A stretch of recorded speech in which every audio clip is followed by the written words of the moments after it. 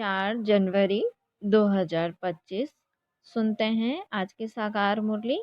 शिव भगवान उवाच। मीठे बच्चे तुम अशरीरी बन जब बाप को याद करते हो तो तुम्हारे लिए यह दुनिया ही खत्म हो जाती है। देह और देह की दुनिया भूली हुई है। क्या बाबा बोले? मीठे बच्चे कि तुम अशरीरी बन जब बाप को याद करते हो। कौन से बाप को? शिव बाप को। तो शिव बाप को याद करते हो तो तुम्हारे लिए यह दुनिया ही खत्म हो जाती है। देह और देह की दुनिया भूली हुई है। आज का प्रश्न है, बाप द्वारा सभी बच्चों को ज्ञान का तीसरा नेत्र क्यों मिला है? बाप द्वारा सभी बच्चों को ज्ञान का तीसरा नेत्र क्यों मिला है? उत्तर है, अपने को आत्मा समझ बाप जो है जैसा है उसी रूप में याद करने के लिए तीसरा नेत्र मिला है। परंतु यह तीसरा नेत्र काम तब करता है जब पूरा योग युक्त रहे, अर्थात एक बाप से सच्ची प्रीत हो, किसी के नाम रूप में लटके हुए ना हो। माया प्रीत रखने में ही विघ्न डालती है। इसी में बच्चे धोखा खाते हैं। क्या कहते शिव बाबा? कि जो माया है प्रीत रखने में ही विघ्न डालती है, इसी में ही बच्चे धोखा खाते हैं। गीत है, मरना तेरी गली में जीना तेरी गली में। ओम शांति, ओम शांति। सुनते हैं मुरली को विस्तार से। शिवाय तुम ब्राह्मणों बच्चों के, इस गीत का अर्थ कोई समझ ना सके। क्या कहा बाबा ने? कि मरना तेरी गली में और जीना तेरी गली में। ये जो गीत है, शिवाय तुम ब्राह्मण बच्चों के, इस गीत का अर्थ कोई समझ ना सके। बाबा कहते हैं, जैसे वेद शास्त्र आदि बनाए हैं, परंतु जो कुछ पढ़ते हैं उसका अर्थ नहीं समझ सकते। इसीलिए बाप कहते हैं, मैं ब्रह्मा मुख द्वारा सभी वेदों शास्त्रों का सार समझाता हूँ। वैसे ही इन गीतों का अर्थ भी कोई समझ नहीं सकते, बाप ही इनका अर्थ बताते हैं। आत्मा जब शरीर से न्यारी हो जाती है, क्या कहा बाबा ने? कि आत्मा जब शरीर से न्यारी हो जाती है तो क्या होता है? बाबा कहते हैं, तो दुनिया से सारा संबंध टूट जाता है। गीत भी कहता है, अपने को आत्मा समझ अशरीरी बन बाप को याद करो। तो यह दुनिया खत्म हो जाती है। यह शरीर इस पृथ्वी पर है। बाबा ने कहा यह शरीर इस पृथ्वी पर है। आत्मा इससे निकल जाती है तो फिर उस समय उनके लिए मनुष्य सृष्टि है नहीं। आत्मा नंगी बन जाती है ना? अशरीरी हो गई, माना इस शरीर से अलग हो गई तो क्या हो गई? नंगी बन जाती है, अर्थात बिना शरीर के। फिर जब शरीर में आती है तो पाठ शुरू होता है। फिर एक शरीर छोड़ दूसरे में जाकर प्रवेश करती है। वापस महतत्व में नहीं जाना है, उड़कर दूसरे शरीर में जाती है। बाबा कहते हैं, इस आकाश तत्व में ही उनको पार्ट बजाना है। यहाँ इस आकाश तत्व में ही उनको पार्ट बजाना है, मूल वतन में नहीं जाना है। क्या कहा शिव बाबा ने? कि उड़कर दूसरे शरीर में जाती है तो यहाँ इस आकाश तत्व में ही उनको पार्ट बजाना है, मूल वतन में नहीं जाना है। जब शरीर छोड़ते हैं तो यह कर्म बंधन ना वह कर्म बंधन रहता है, शरीर से ही अलग हो जाते हैं। फिर दूसरा शरीर लेते तो वह कर्म बंधन शुरू होता है। यह बातें सिवाय तुम्हारे और कोई मनुष्य नहीं जानते। तो बाप ने समझाया है कि सब बिल्कुल ही बेसमझ है, परंतु ऐसा कोई समझते थोड़े ही हैं क्या कि हम बेसमझ हैं। अपने को कितना अक्लमंद समझते हैं, फीस प्राइस देते रहते हैं। यह भी तुम ब्राह्मण कुलभूषण अच्छी रीति समझा सकते हो, वह तो जानते ही नहीं कि पीस किसको कहा जाता है। कोई तो महात्माओं के पास जाते हैं कि मन की शांति कैसे हो। क्या कहा? कि कोई तो महात्माओं के पास क्या जाते हैं कि मन की शांति कैसे हो, या तो कहते हैं वर्ड में शांति कैसे हो। ऐसा नहीं कहेंगे कि निराकारी दुनिया में शांति कैसे हो। बाबा कहते हैं कि वह तो है ही शांति धाम। हम आत्माएं शांति धाम में रहती हैं, परंतु यह तो मन की शांति कहते हैं। वह जानते नहीं कि शांति कैसे मिलेगी। शांति धाम तो अपना घर है। यहाँ शांति, बाबा कहते यहाँ शांति कैसे मिल सकती है। हाँ, सतयुग में सुख, शांति, संपत्ति सब है, जिसकी स्थापना बाप करते हैं। तो बाबा ने कहा यहाँ तो कितनी अशांति है, यह सब अब तुम बच्चे ही समझते हो। सुख, शांति, संपत्ति भारत में ही थी। वह वर्षा था बाप का, और दुख, अशांति, कंगालपना यह वर्षा है रावण का। तो बाबा कहते हैं यह सब बातें बेहद का बाबा बैठ बच्चों को समझाते हैं। बाप परम धाम में रहने वाला नॉलेजफुल है, जो सुख धाम का हमको वर्षा देते हैं। वह हम आत्माओं को समझा रहे हैं। बाबा हम आत्माओं को समझा रहे हैं। यह तो जानते हो नॉलेज होती है आत्मा में, उनको ही ज्ञान का सागर कहा जाता है। वह ज्ञान का सागर इस शरीर द्वारा वर्ल्ड की हिस्ट्री, ज्योग्राफी सुनाते हैं। कौन? शिव बाबा। तो वर्ल्ड की आयु तो होनी चाहिए ना। वर्ल्ड तो है ही, सिर्फ नई दुनिया और पुरानी दुनिया कहा जाता है। बाबा कहते हैं यह भी मनुष्यों को पता नहीं है। न्यू वर्ल्ड से ओल्ड वर्ल्ड होने में कितना समय लगता है। तो बाबा ने कहा कि तुम बच्चे जानते हो कलयुग के बाद सतयुग जरूर आना है। इसीलिए कलयुग और सतयुग के संगम पर बाप को आना पड़ता है। कलयुग और सतयुग के संगम पर बाप को आना पड़ता है। यह भी तुम बच्चे जानते हो। परम पिता परमात्मा ब्रह्मा द्वारा नई दुनिया की स्थापना शंकर द्वारा विनाश कराते हैं। त्रिमूर्ति का अर्थ ही यह है, स्थापना, विनाश, पालना। तो बाबा ने कहा यह तो कॉमन बात है, परंतु यह बातें तुम बच्चे भूल जाते हो। नहीं तो तुमको कितनी खुशी रहे, निरंतर याद रहनी चाहिए। बाबा हमको अब नई दुनिया के लिए लायक बना रहे हैं। तुम भारतवासी ही लायक बनते हो और कोई नहीं।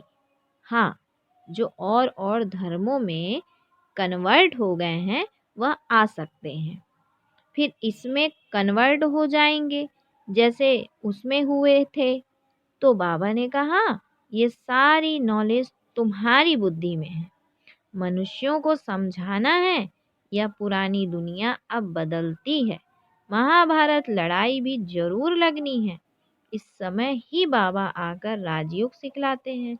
जो राजयोग सीखते हैं वह नई दुनिया में चले जाएंगे। क्या कहा शिव बाबा ने? कि जो राजयोग सीखते हैं वह नई दुनिया में चले जाएंगे। तुम सबको समझा सकते हो कि ऊंच ते ऊंच है भगवान, फिर ब्रह्मा विष्णु शंकर, फिर आओ यहाँ मुख्य है जगत अम्बा जगत पिता। बाप आते भी यहाँ हैं ब्रह्मा के तन में। प्रजापिता ब्रह्मा तो यहाँ है ना। बाबा क्या कहते हैं कि बाप किस में आते हैं? ब्रह्मा के तन में। प्रजापिता ब्रह्मा तो यहाँ है ना। ब्रह्मा द्वारा स्थापना सूक्ष्म वतन में तो नहीं होगी ना, यहाँ ही होती है। किसके द्वारा? प्रजापिता ब्रह्मा तो यहाँ है, तो सूक्ष्म वतन में ब्रह्मा है। तो बाबा ने कहा स्थापना कहाँ होती है? यहाँ होती है। तो यह व्यक्त से अव्यक्त बन जाते हैं। कौन? ब्रह्मा। यह व्यक्त से अव्यक्त बन जाते हैं। यह राजयोग सीख फिर विष्णु के दो रूप बनते हैं। बाबा कहते हैं जो प्रजापिता ब्रह्मा है, यह व्यक्त से अव्यक्त बन जाते हैं। यह राजयोग सीख फिर विष्णु के दो रूप बनते हैं। वर्ल्ड की हिस्ट्री ज्योग्राफी समझनी चाहिए ना। मनुष्य ही समझेंगे कि वर्ल्ड का मालिक ही वर्ल्ड की हिस्ट्री ज्योग्राफी समझा सकते हैं। वह नॉलेजफुल पुनर्जन्म रहित है। जो नॉलेजफुल है वह पुनर्जन्म रहित है, अर्थात उसकी मृत्यु नहीं होती और ना ही उसका पुनर्जन्म होता है। यह नॉलेज किसकी बुद्धि में नहीं है। परखने की भी बुद्धि चाहिए ना। कुछ बुद्धि में बैठता है या ऐसे ही है, नब्ज देखनी चाहिए। एक अजमल खा नामी ग्रामी वैद्य होकर गया है। कहते हैं देखने से ही उसको बीमारी का पता पड़ जाता था। तो सोचो, बाबा ने कहा कि अब तुम बच्चों को भी समझना चाहिए कि यह लायक है या नहीं।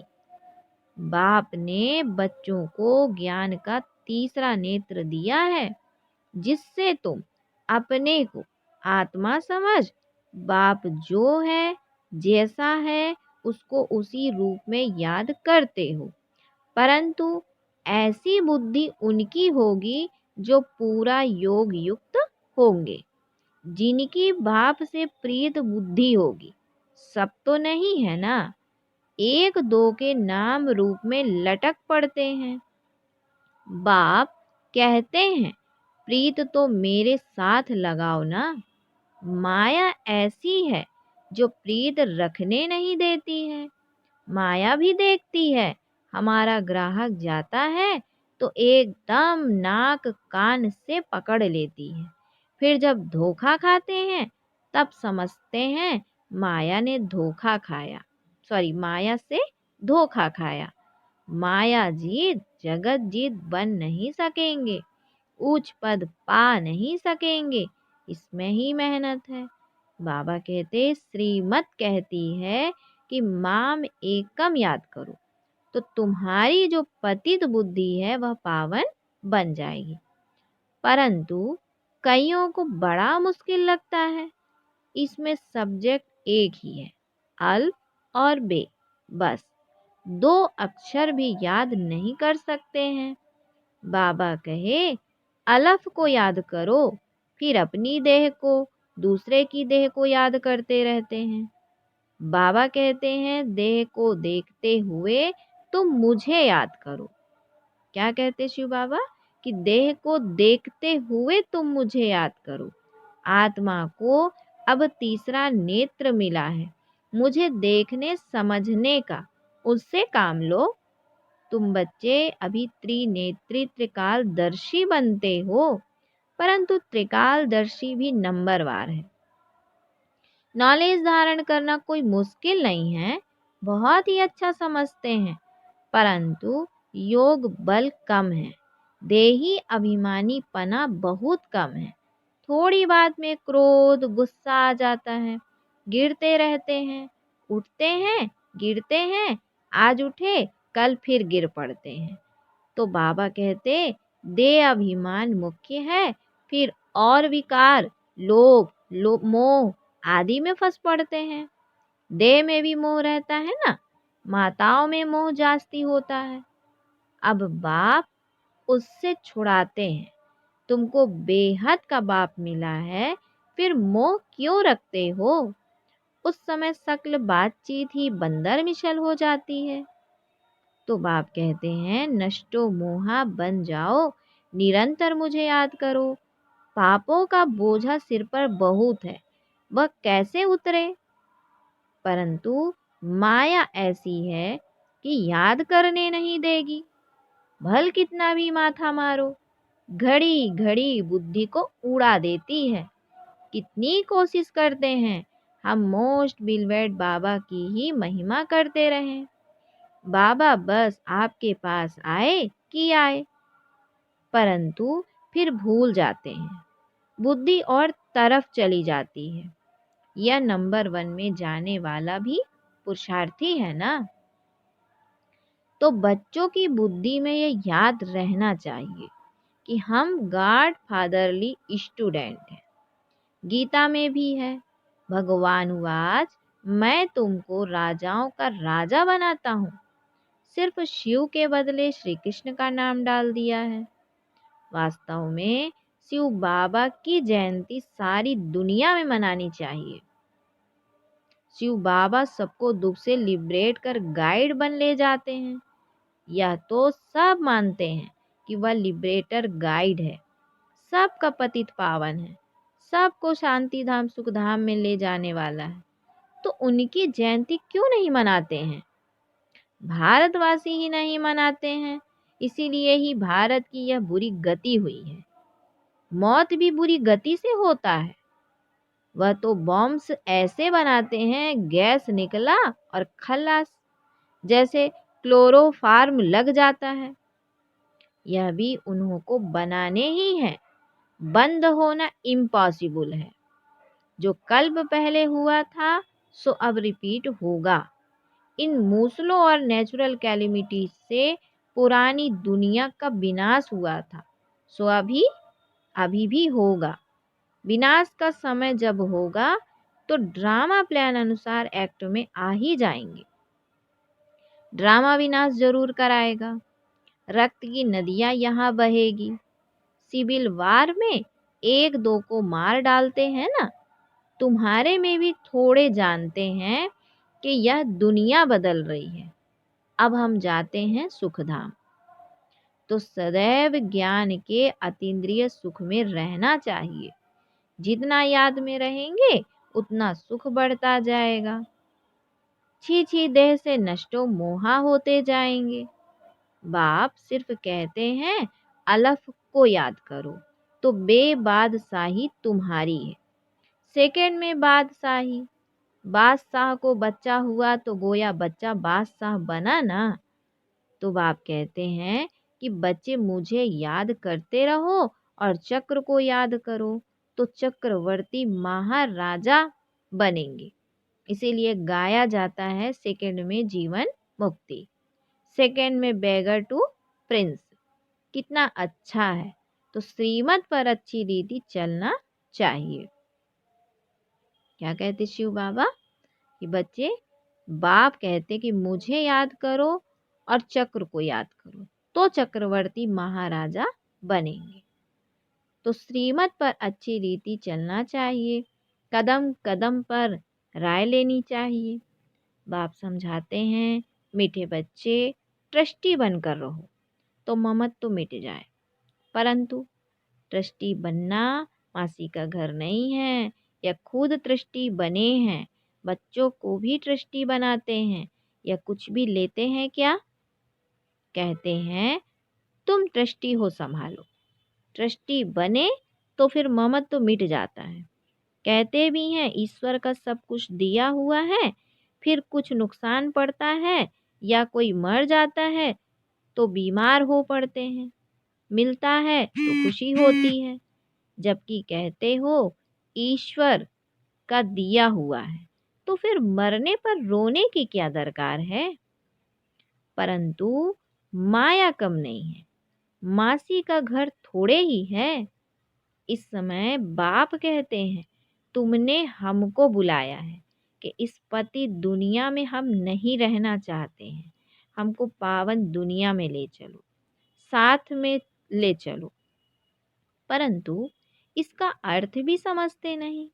पतित पावन आएगा तो जरूर शरीर खत्म होंगे ना, तब तो आत्माओं को ले जाएंगे। क्या कहते शिव बाबा कि इस पति दुनिया में हम नहीं रहना चाहते, हमको पावन दुनिया में ले चलो। कहते हैं ना साथ में ले चलो, परंतु इसका अर्थ भी समझते नहीं कि पति पावन आएगा तो जरूर शरीर खत्म होंगे ना, तब तो आत्माओं को ले जाएंगे। तो ऐसे बाप के साथ प्रीत बुद्धि होनी चाहिए। एक से ही लव रखना है, उनको ही याद करना है। माया के तूफान तो आएंगे, कर्मेंद्रियों से कोई विकर्म नहीं करना चाहिए, वह बेकायदे हो जाता है। बाप कहते हैं मैं आकर इस शरीर का आधार लेता हूँ, यह इनका शरीर है ना, तुमको याद बाप को करना है। तुम जानते हो ब्रह्मा भी बाबा, शिव भी बाबा है। विष्णु और शंकर को बाबा नहीं कहेंगे। ब्रह्मा भी बाबा है, शिव भी बाबा है, लेकिन शंकर को और विष्णु को बाबा नहीं कहेंगे। शिव है निराकार बाप, प्रजापिता ब्रह्मा है साकारी बाप। अब तुम साकार द्वारा निराकार बाप से वर्षा ले रहे हो।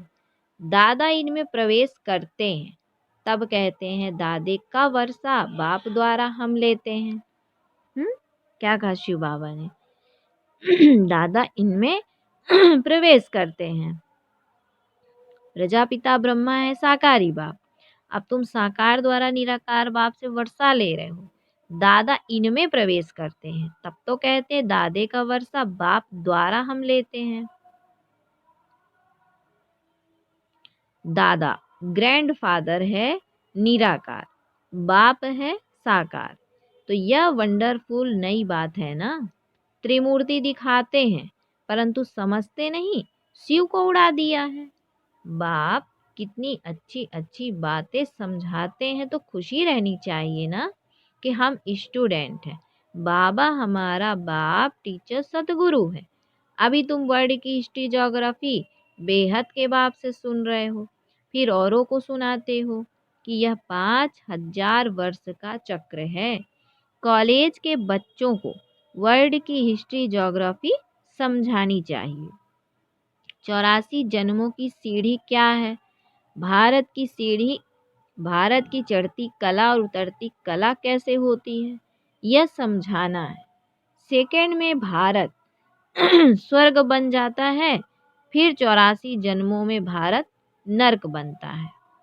यह तो बहुत ही सहज समझने की बात है। भारत गोल्डन एज से आयरन एज में कैसे आया है, यह तो भारतवासियों को समझाना चाहिए। टीचर्स को भी समझाना चाहिए। वह है जिस्मानी नॉलेज, यह है रूहानी नॉलेज। वह मनुष्य देते हैं, यह गॉड फादर देते हैं। वह है मनुष्य सृष्टि का बीज रूप, तो उनके पास मनुष्य सृष्टि का ही नॉलेज होगा। बाबा कहते हुआ है मनुष्य सृष्टि का बीज रूप, तो उनके पास ही तो मनुष्य सृष्टि का नॉलेज होगा। अच्छा, बाबा बच्चों को याद प्यार देते हैं। मीठे मीठे सिकिलधे बच्चों प्रति मात पिता बाप दादा का याद प्यार और गुड मॉर्निंग। रूहानी बाप की रूहानी बच्चों को नमस्ते। हम रूहानी बच्चों की रूहानी मात पिता बाप दादा को याद प्यार, गुड मॉर्निंग और नमस्ते। सुनते हैं आज की धारणा। पहला पॉइंट है, बाबा कहे इस छी देह से पूरा नष्टो मोहा बन ज्ञान के अतीन्द्रिय सुख में रहना है। बुद्धि में रहे अब यह दुनिया बदल रही है, हम जाते हैं अपने सुख धाम। बुद्धि में क्या रहे? अब यह दुनिया बदल रही है, हम जाते हैं अपने सुख धाम। दूसरा पॉइंट है, ट्रस्टी बनकर सब कुछ संभालते हुए अपना ममत्व मिटा देना है। एक बाप से सच्ची प्रीत रखनी है। कर्मेंद्रियों से कभी भी कोई विकर्म नहीं करना है। क्या कहा बाबा ने? कि कर्मेंद्रियों से कोई भी विकर्म नहीं करना है। फिर आज बाबा ने बच्चों को वरदान दिया कि ब्रह्मा बाप समान। क्या कहा शिव बाबा ने? कि ब्रह्मा बाप समान श्रेष्ठ ते श्रेष्ठ तस्वीर बनाने वाले परोपकारी भव। बाबा ने कहा कि ब्रह्मा बाप समान श्रेष्ठ ते श्रेष्ठ तस्वीर बनाने वाले परोपकारी भव। डिटेल है, श्रेष्ठ स्मृति और श्रेष्ठ कर्म द्वारा तकदीर की तस्वीर तो सभी बच्चों ने बनाई है। अभी सिर्फ लास्ट टचिंग है संपूर्णता की, वह ब्रह्मा बाप समान श्रेष्ठ ते श्रेष्ठ बनने की। इसके लिए परोपकारी बनो, अर्थात स्वार्थ भाव से सदा मुक्त रहो। हर परिस्थिति में, हर कार्य में, हर सहयोगी संगठन में जितना निस्वार्थपन होगा उतना ही परोपकारी बन सकेंगे। सदा स्वयं को भरपूर अनुभव करेंगे। सदा प्राप्ति स्वरूप की स्थिति में स्थित रहेंगे। स्व के प्रति कुछ भी स्वीकार नहीं करेंगे। सदा प्राप्ति स्वरूप की स्थिति में स्थित रहेंगे। स्व के प्रति कुछ भी स्वीकार नहीं करेंगे। फिर आज बाबा ने स्लोगन दिया कि सर्वस्व त्यागी बनने से ही सरलता व सहनशीलता का गुण आएगा। क्या कहा शिव बाबा ने कि सर्वस्व त्यागी बनने से ही सरलता व सहनशीलता का गुण आएगा। अच्छा, आज की मनसा साकाश की पॉइंट है, अपनी शक्तिशाली मनसा द्वारा साकाश देने की सेवा करो। डिटेल है, यह साकाश देने की सेवा निरंतर कर सकते हो। इसमें तबीयत व समय की बात नहीं है। दिन रात इस बेहद की सेवा में लग सकते हो। जैसे ब्रह्मा बाप को देखा, रात को भी आंख खुली और बेहद की साकाश देने की सेवा होती रही। तो ऐसे फॉलो फादर करो। जब आप बच्चे बेहद को साकाश देंगे, आप बच्चे बेहद को साकाश देंगे तो नज़दीक वाले ऑटोमेटिक साकाश लेते रहेंगे। इस बेहद की साकाश देने से वायुमंडल ऑटोमेटिक बनेगा। अच्छा, ओम शांति, ओम शांति।